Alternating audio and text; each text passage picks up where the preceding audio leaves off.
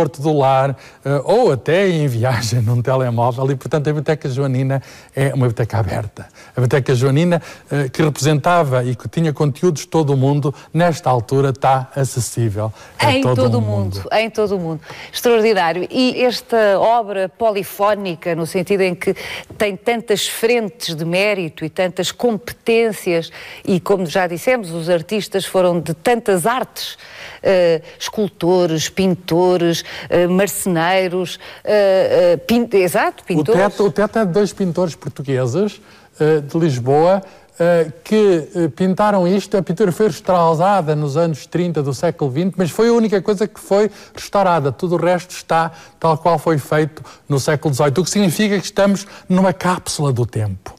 As condições aqui nesta biblioteca são condições muito particulares, até do ponto de vista ambiental, de modo a preservar os livros, a arte. A temperatura é perfeita. A temperatura, isto tem a ver com a construção do edifício. Há um mistério, não se sabe quem foi o arquiteto. Era o que eu ia perguntar, não se sabe, não é? Há um mistério e os historiadores podem... Houve um mestre de obras português, Gaspar Ferreira, que tomou conta da obra, mas ele ia a Lisboa receber instruções e ver o desenho.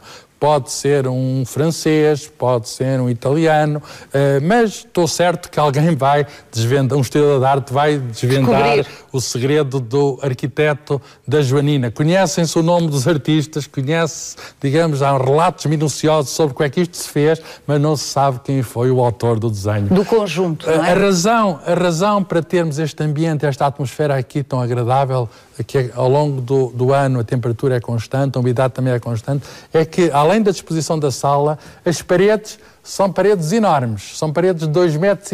Estamos aqui junto a uma janela e... A profundidade. A profundidade. E estas paredes garantem que não haja grandes amplitudes térmicas. E, portanto, isto era um sítio onde, estamos a imaginar isto no século XVIII, no século XIX, não havia ainda iluminação elétrica, só se funcionava com a luz do dia, por estas amplas janelas penetravam os raios solares e só se podia ler enquanto existisse a luz solar. Mas as condições eram condições boas de leitura, e isto era um sítio onde durante muitos anos foi aqui que se formou, digamos, as elites da sociedade portuguesa. Talvez conviesse agora determos naquilo que no limite era o coração desta casa, que são os livros. Eu mostro-lhe alguns livros, alguns dos tesouros desta biblioteca. Vamos ver, vamos ver.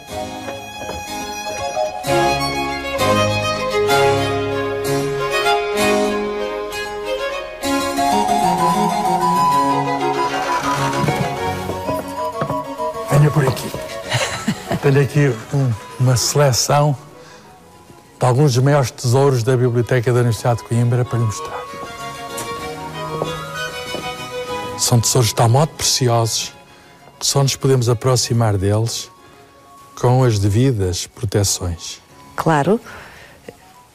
E selecionamos 4 obras fantásticas, todas elas, de 4 séculos diferentes. Do século XV, do século XVI, do século XVII e do século XVIII. A primeira é uma Bíblia hebraica, o Antigo Testamento, da família Abravanel, uma família judaica. O Abravanel foi tesoureiro do rei Dom Afonso V e depois caiu em desgraça, foi para a Espanha.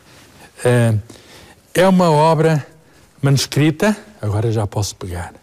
É uma obra manuscrita. Imagine-se o trabalho que é fazer, escrever todo em hebraico, todo este volume. Mas agora repare-se, no frontispício do livro, estas decorações são versículos do Gênesis, do Antigo Testamento. No princípio, texto. É texto, o desenho é feito de texto. No princípio criou Deus o céu e a terra. Este livro esteve muito tempo escondido, com certeza, das fogueiras da Inquisição. Este livro foi escondido também quando os franceses ocuparam Coimbra e também tomaram conta da universidade.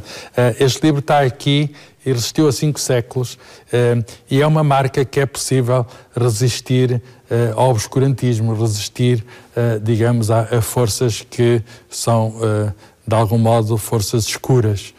Os livros são candeias na escuridão e nós conseguimos, mesmo quando a noite escura, consegue-se guardar muito bem guardado, como sempre foi, e trazê-lo até aos dias de hoje. Este é um dos livros mais extraordinários da história de Portugal. É um dos 3 volumes dos roteiros da Índia, do Dom João de Castro. Dom João de Castro foi o vice-rei da Índia, e esse vice-rei foi também um cientista. Ele vai de Lisboa, na carreira da Índia, até Goa, com a bússola na mão, a registar dia após dia todas as observações, na esperança de conseguir determinar a longitude, que era um problema, mas não conseguiu. Mas registou tudo, registrou inclusive correntes, marés, ventos, tempestades. E, chegado à Índia, ele faz estes mapas riquíssimos que mostram as caravelas portuguesas, que mostram os povoados portugueses, os castelos portugueses, os marinheiros portugueses. Vêem-se aqui. Vêem-se aqui com a bandeira portuguesa, e este livro... extraordinário. É um livro extraordinário porque mostra como é que foi possível que tivéssemos ido até um país tão pequeno, com pouca gente, tenha ido até sítios tão remotos e tivesse edificado estas cidades em estilo, enfim, que é um misto de estilo europeu e estilo oriental. Deixe-me só perguntar-lhe, os outros tomos deste Atlas, no fundo, é disso que se trata? É uma espécie de Google Maps do século XVI. Foi feito, este volume que aqui está é de 1541. Os outros 2 volumes estão, um na British Library de Londres e outro na Biblioteca Nacional de Lisboa. Todos juntos formam, de facto, um atlas da presença portuguesa na Índia, e não só na Índia, no Mar Vermelho, no Suez. Quer dizer, este é o 3º volume. Extraordinário. Aqui temos a peregrinação de Fernão Mendes Pinto. Fernão Mendes Pinto foi um dos primeiros portugueses a chegar ao Japão. Chegaram lá em 1542 e levaram eles as armas de fogo. Além das armas de fogo... As armas de fogo que permitiram a unificação do Japão, tal como o conhecemos hoje. De algum modo, os portugueses vão mudar a história do Oriente em termos de introdução de tecnologia. E não é só a história militar, a história científica, os telescópios, os relógios mecânicos são introduzidos no Oriente por missionários portugueses ou então estrangeiros que passavam para Portugal. E estes são os relatos extraordinários. Na altura não se acreditava no que ele dizia, porque aqui já não são as histórias apenas dos heróis, são as histórias também dos anti-heróis. Na China, no Japão, na Índia, na Tailândia, no antigo Sião. E cá está um livro que ele redigiu quando voltou do Oriente, em Almada. Ele era natural de Montemoro Velho, aqui em Coimbra. Já está com licença do Santo Ofício. Parece que houve alguma censura, que o relato, digamos, não é absolutamente fiel, mas, enfim, daquilo que se podia publicar. Mas Fernão Mendes Pinto tinha a noção de que era perseguido, e porque ele tinha cindido com a Companhia de Jesus. Tinha sido noviço da Companhia de Jesus. Exatamente. E depois rompeu com os jesuítas. E não há aqui referências à Companhia de Jesus, quando a Companhia de Jesus era uma presença importante do Oriente. Basta lembrar a figura de São Francisco Xavier, com quem ele, aliás, terá tido contacto.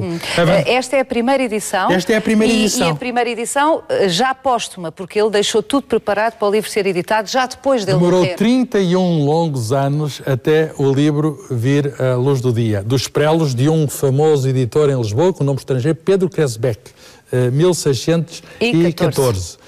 Com as armas nacionais. Um livro, de facto, que é uma peça da literatura de viagens, não apenas portuguesa, mas mundial. Finalmente, em 1709, ainda antes da construção desta biblioteca onde estamos, há um estudante brasileiro, Bartolomeu de Gusmão, que, muito jovem, tinha 23 anos, o monarca era ainda mais novo do que ele, tinha 19 anos, e o estudante pede ao rei uma permissão, está aqui o documento, Bartolomeu Lourenço, na altura ainda não se chamava Gusmão, adotou depois o nome, que diz que tem descoberto um instrumento para andar pelo ar. E isto, no fundo, é o pedido... A passarola é o pedido de patente do balão, um dos primeiros pedidos de patente em todo o mundo.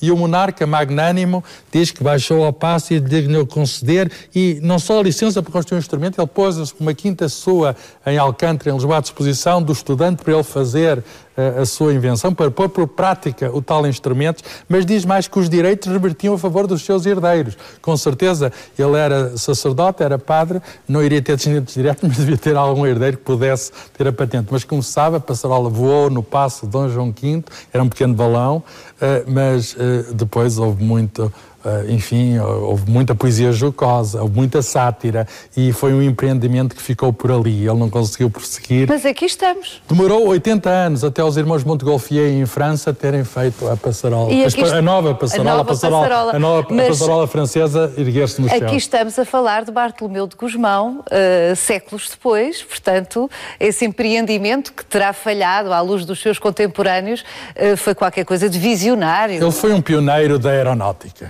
Por falar em passarola, aqui neste ambiente da Biblioteca Joanina, por vezes, à noite, passam morcegos. Há concertos que aqui se fazem à noite que são interrompidos por morcegos. E, digamos, os bibliotecários gostam de ter aqui os morcegos, porque os morcegos comem os pequenos insetos, são insetívoros, e os insetos são inimigos dos livros. Portanto, de algum modo, os morcegos são amigos dos livros. E há aqui um ambiente especial, há aqui todo um ecossistema, também com animais estranhos que à noite pairam aqui, localizando os obstáculos através desse fenómeno natural que eles têm do eco, e conseguem não chocar com as estantes, não chocar com nada do que aqui está, graças, digamos, aos mecanismos de ecolocalização que eles são dotados.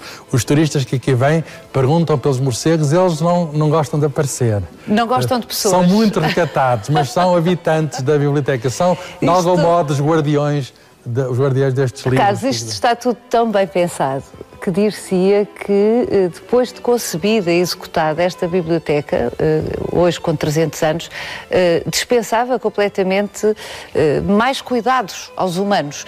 Mas não é bem assim, porque os nossos amigos morcegos, os morcegos amigos dos livros, portanto, também nossos amigos, exigem, apesar de tudo, uma cautela humana, que é, todas as noites, tem que se...